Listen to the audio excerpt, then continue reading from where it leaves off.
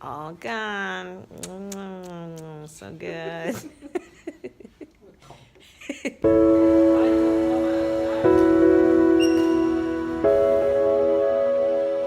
Getting a blood transfusion looks very dramatic and terrible, and it is.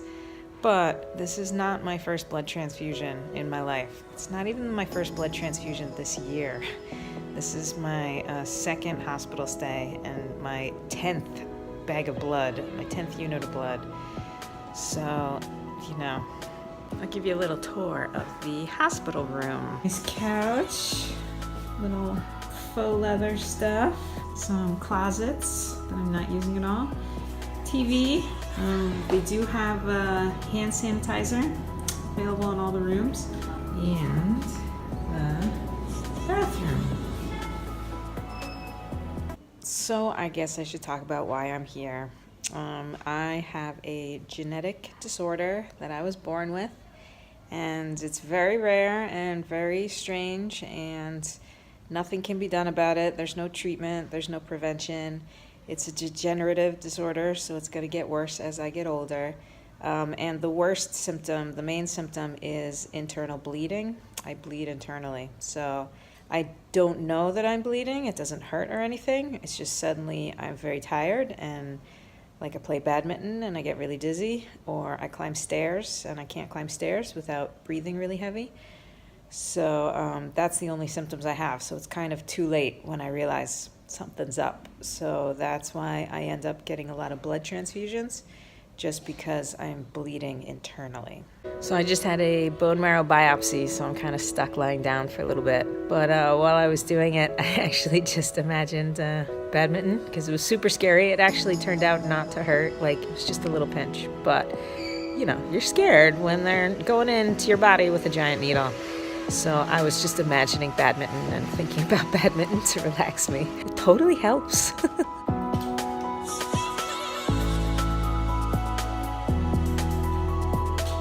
I've been living with this for consciously for 20 years. I've been living with it ultimately my entire life, but I've only known about it for about 20 years. And yeah, it definitely does affect your life. People with a chronic illness, you know what I'm talking about if you have a chronic illness. It's not something you want to spend a lot of time thinking about because you want to live your life, but it is always something that's kind of a worry in the back of your mind, and then days like today, it comes into the front of your mind.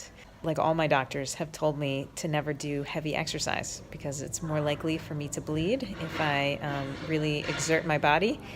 And for a long time, I was like, that's fine. Like, you know, I don't like exercise. I don't like sports.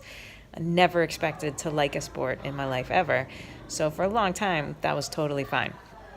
And now, like, even now, the doctor said, you know, take a break from badminton. But, you know, like, one thing about a chronic illness that can kill you is kind of, it makes you realize life is short in a very concrete way. We all know, we all hear, life is short, live life to the fullest.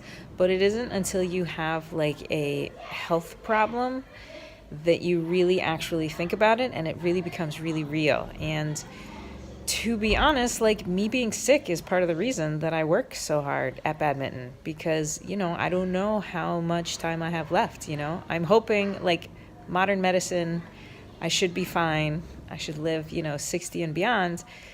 But ultimately, I don't know, because I have these constant reminders every couple years that, you know, I am a mere mortal, and this shell is very fragile and can break easily.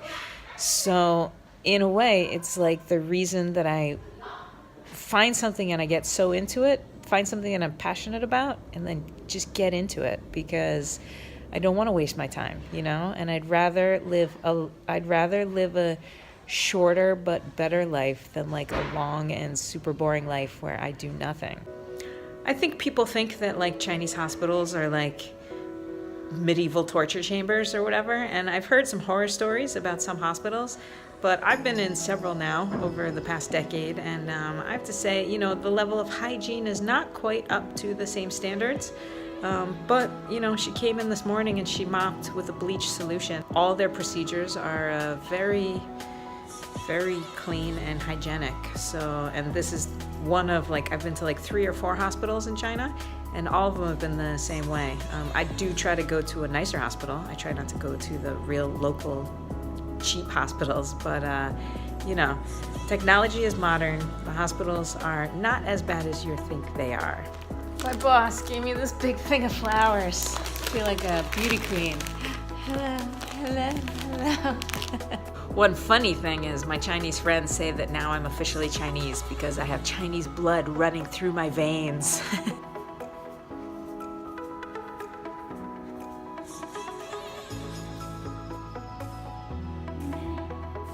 So they said I could go. I was done. Yeah, I'm getting out of here as fast as I can before they change their mind. And actually my coach is coming. He was gonna come to visit me, but now he can just give me a ride home. Yeah. So I'm home now, drinking some nice warm chai latte. My coach drove me home, and I don't need to worry. He's on board with me playing. I might go traveling in a few weeks. I'm supposed to go traveling. It's really good. And I was telling him, like, you know, should I not? And he said, don't go traveling. He said, now take a break, take a rest for like 2 weeks, and instead of traveling, come play badminton every day.